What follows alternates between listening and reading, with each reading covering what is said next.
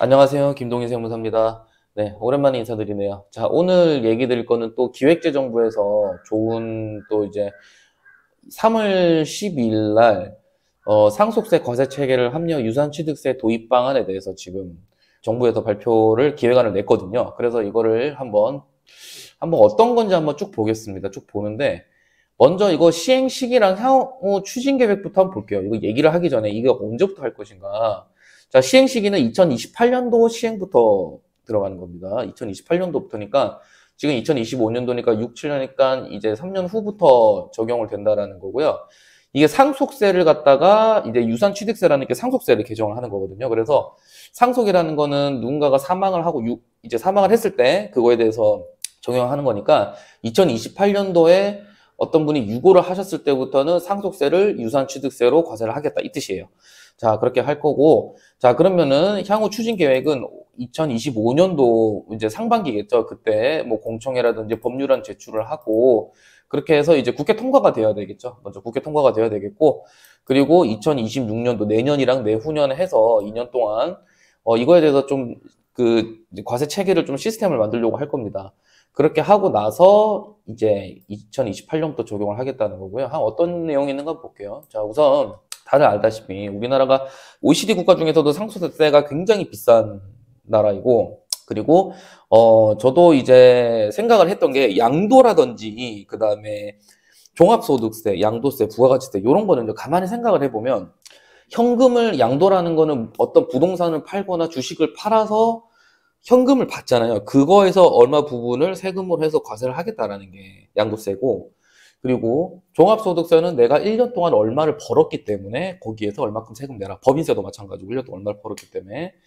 그리고 부가가치세는 내가 부가가치세 매출세액이 이 정도 발생하고 매입세액이 이 정도 발생하고 그 차액만큼은 이제 최종 소비자한테 이거를 갖다 받았기 때문에 이렇게 해서 내라라는 의미잖아요. 그러니까 즉 현금 거래가 많단 말이죠. 근데 상속세와 이제 증여세는 좀 얘기가 다른 게 현금도 있겠지만 부동산도 있고, 그리고 그러니까 자산이 있어요. 자산. 그러니까 현금 외에 어떤 그런 현금성이 없는 자산들도 증여세라든지 상속세 과세 대상이 되죠. 그러다 보니 상속세가 세면 내가 받는 건 부동산 또는 특히 우리나라 같은 경우는 재산의 대부분은 지금 부동산으로 보유하고 계신 분이 많거든요. 그렇게 되면 받는 건 자녀 상속인들이 재산을 받는 건 부동산 또는 뭔가 현금성 자산이 아닌데 국가에 납부를 해야 되는 거는 현금성 자산, 즉 현금을 내야 된다는 거죠. 물론 물납이란 제도가 있겠지만, 그래서 이거에 대해서 이제 많은 분들이 굉장히 고통스러워 하세요. 왜냐하면 강남에 있는 뭐 강남이라든지 전국의 뭐 분당도 요즘에 많이 비싸고, 그다음에 서울에 사실 대부분 부동산들이 비싼데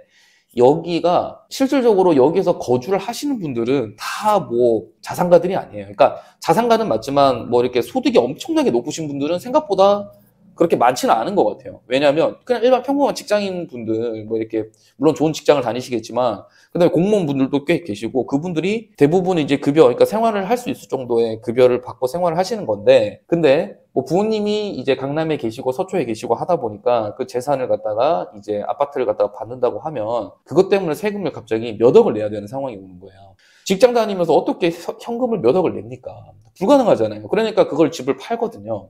근데 그래서 이제 그런 일이 발생을 하다 보니까 이거에 대해서 좀 과하다라는 게 이제 있고요. 저는 또 현직에 이 업을 하면서도 많이 느끼고 있어요. 이걸 이제 상속을 받아서 상속세를 뭔가 절세 컨설팅 없이 그냥 신고를 했을 때 내야 되는 게 세금이 정말 30, 40%가 됩니다. 재산에. 근데 그거는 현금으로 갖고 있는 게 아니라 재산이라는 거죠.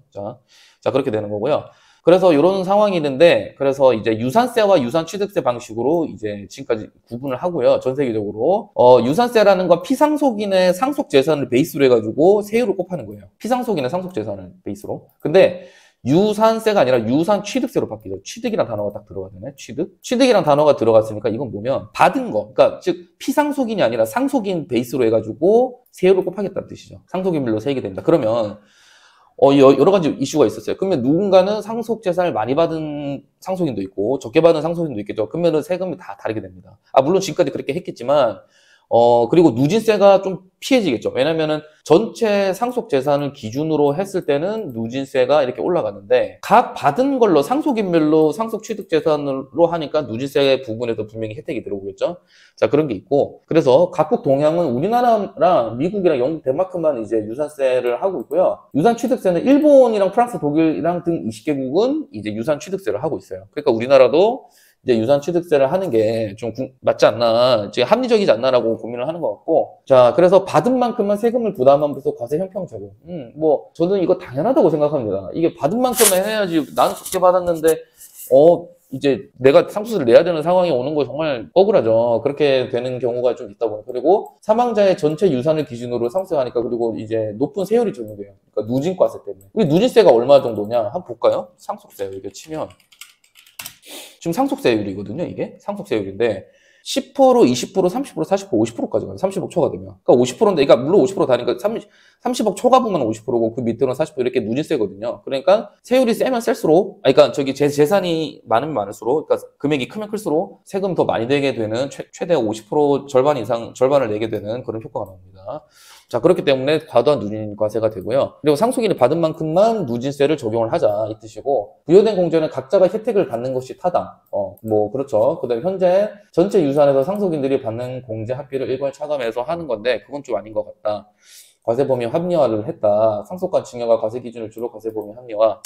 예, 그렇게 되는 건데, 자, 기본 원칙인 거예요. 기본 원칙은, 유산에서 상속인별 취득 유산으로 바뀌고, 그 다음에 과세 대상을 유산 취득세 전에 맞게 조정을 하고, 세액공제라든지 부과 방식 같은 거는 기본 체계는 현행 유지를 하겠다는 거예요. 그러니까, 뭐, 각종 공제라든지 세액 공제 같은 거라든지 그런 것들은, 지금 현재 있는 현행 체제를 많이 땡겨오겠다는 걸로 이제 해석이 되죠. 그리고 자녀, 배우자 등에 대한 인적 공제 실효성. 그러니까 지금 현재 일괄 공제 5억이 있거든요. 거기다가 배우자 공제가 배우자가 상속 재산을 받으면 최소 5억부터 시작을 하는 건데 배우자가 있을 때 그러니까 10억이에요, 10억. 근데 그게 이제 실효성을 강화를 하겠다는 거예요. 자녀는 일괄 공제 수준 등을 고려한 기본 공제 현실화하고 배우자는 받은 재산만큼 공제받을 수 있도록 제도하며 뭐 지금 한간에 지금 뉴스 나오는 거 보니까 배우자의 상속세는 없애겠다.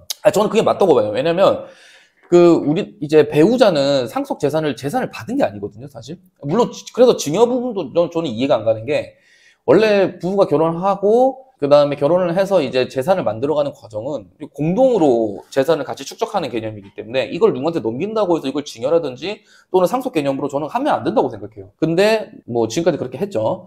그래서 이런 부분을 합리화하고 가업상속공제나 금융재산공제 같은 경우는 이제 좋은 제도였으니까 현행을 유지를 하고 그 다음에 뭐 공동으로 신고해도 되고 상속인들이 각자 신고해도 되고 신고기한 똑같죠. 뭐 만일로부터 6개월 그렇게 하고 근데 이제 문제는 이슈는 이거죠. 이제 조세 회피 방지죠. 그러니까 위장 분할 우회 상속 등의 조세 회피 방지 그리고 과세 관할은 피상속인 주소지로 다녀라. 이게 또 문제가 되는 게 상속인 중에도 외국인이 있을 수 있거든요.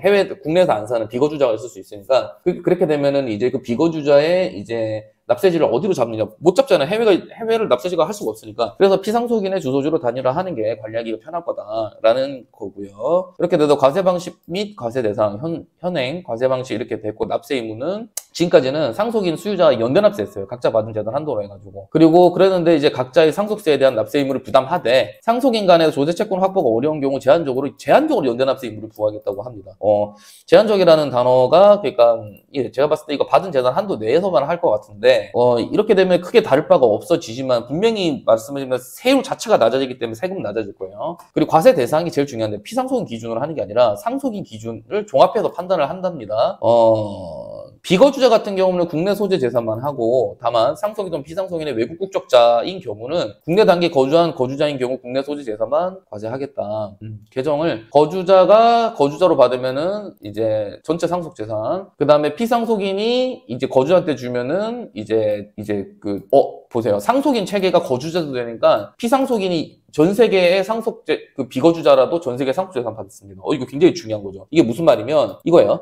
우리 부모님이 젊어서 열심히 이제 한국에서 활동을 하셔도 돈을 많이 버셨어요. 그래가지고 어디 뉴질랜드라든지 아니면은 요즘에 싱가포르 많이 가잖아요. 그래서 그쪽으로 이민을 가셨어요. 근데 거기서도 또 있다 보니까 이제 재산이 축적이 되고 부동산도 사고 뭐 금융자산도 사고 할 거 아니에요. 그래서 그렇게 됐고 자녀인 나는 한국에 아직 살고 있어요. 그러면 우리 부모님이 돌아가셨단 말이죠. 그러면 이 부모님이 돌아갔을 때 비거주자잖아요. 해외에 계시니까. 비거주자잖아요. 그럼에도 불구하고 내가 거주자이기 때문에 해외에 있는 상속재산까지 포함해서 이제 세금을 걷는다는 뜻입니다.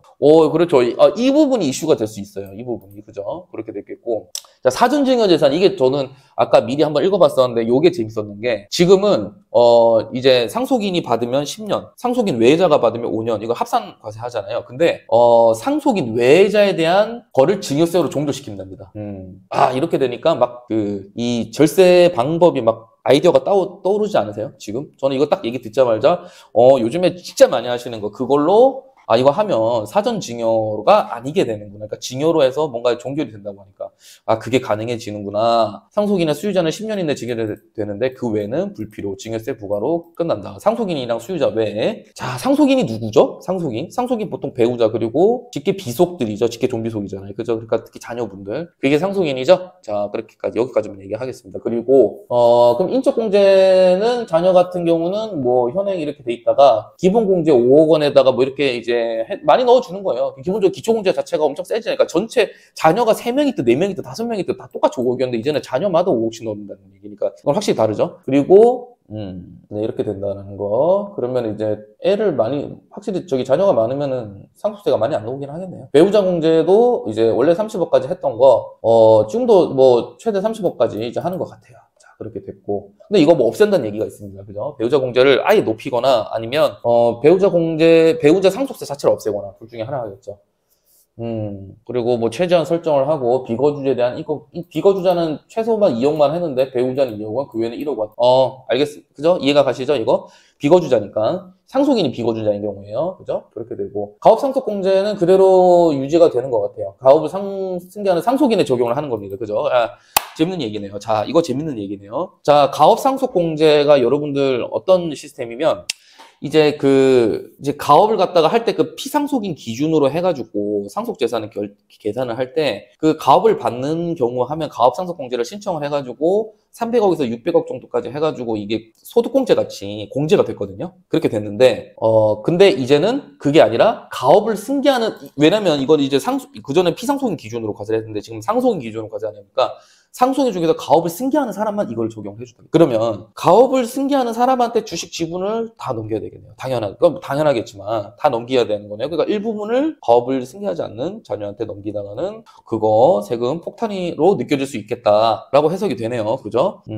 기타 물적 공제는 똑같이 하고 납세 절차도 공동신고 괜찮고 피상속인 기준으로 과세 관할 결정을 하는 거죠. 그죠? 그 다음에 6개월 이내 현행과 동의를 해가지고 하고 그 다음에 분납, 연부연납, 물납 전부 다 똑같이 운영을 하고요. 저는 제가 걱정되는 게 위장분할. 왜냐면 이게 관리가 힘든 게 예전에는 피상속인 기준을 하다 보니까 피상속인 재산만 조회를 해서 재산이 얼마고 거기에 맞는 세금만 상속인들 찾아가지고 아무나 고지를 때려버리면 되는 거였는데 지금은 이거를 갖다가 쪼개다 보니까 분명히 안 받겠다는 사람도 하고 난 이것만 받겠다. 그럼 이거 이제 그런 부분에서 이제 비워버리거나 또는 아까 법인들이 만약에 이거를 받게 되는 거라든 이런 식으로 했을 때 위장 분할이 저는 가능하다고 좀 생각이 바로 들었어요. 그렇게 했을 때 이런 거 갖다가 이제 제척 기간을 조금 보완을 했고 영리법인, 그래서 제가 얘기한 거죠. 영리법인을 활용한 상속에 대한 과세 방식 합리화. 네, 주주인 상속세 과세. 지금도 그래요. 30% 이상 되는 전체 이제 특히 특정 법인을 만들어가지고 거기다가 자기 30% 29% 놓고 자기 배우자 29% 놓고 막 이런 식으로 넣었어요. 그래도 최대 주주와 그 다음에 가족 관계들, 그러니까 특수 관계들 합쳐가지고 전체 지배주주라고 표현을 하거든요. 그게 30% 넘으면 그냥 그 상태에서 증여세라든지 상속세라든지 과세를 할 수 있게끔 현재도 체계가 되어 있어요. 그렇게 되는데 그 부분을 갖다가 똑같이 연결해서 하려고 하는 것 같아요. 이 부분을 조금 디테일하게 어떻게 될런지 한번 봐야 될 것 같아요. 이거는. 자, 오늘 여기까지 얘기를 했고요. 이제 지금 아까 몇 가지 얘기하다 보니까 이게 2028년도부터 적용을 된다고 합니다. 그러면 자, 머릿속에 한번 생각을 잘 해봅시다. 요거 기준대로 이게 국회 통과가 안 되면 지금같이 되는 거고요. 국회 통과가 되면 앞으로 이렇게 바뀐다는 겁니다. 그러면 지금 사전증여 이거 잘 활용하면 괜찮겠다는 생각이 좀 들지 않으세요? 저는 좀 들거든요. 근데 여러 가지 가업승계도 그렇고 그 다음에 특정 법인도 그렇고, 그 다음에 사전증여, 요런 거 요런 거 이슈를 갖다가 잘 이제 활용을 하면 분명히 상속세에서 좀 절세가 많이 될 거라고 생각이 되고, 그리고, 그리고 그러면 이 주식이라든지 또는 이 부동산의 평가를 어떻게 하느냐에 따라 또 세금이 또 얼마나 바뀌기 때문에 그런 것까지 한번 같이 고민할 수 있는 그런 거를 제가 도와드리는 거거든요. 그래서 네, 요거 보고 궁금한 사항이 있으면 또 문의 주세요. 네, 감사합니다.